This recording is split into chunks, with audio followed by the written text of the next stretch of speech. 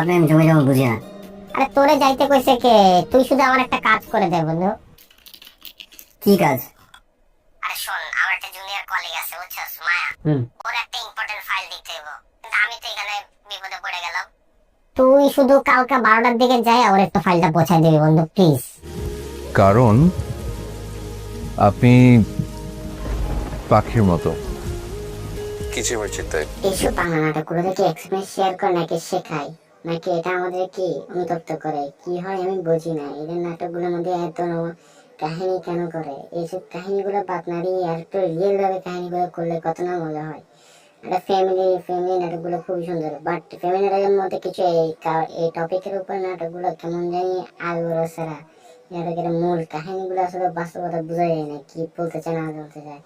আর বোঝা গেল এটা না দেওয়াটাই বেটার, কারণ এটার থেকে বড় কোনো আশা নাই আমার মনে হয় না। এত ফানি এত স্টেজ থাকে।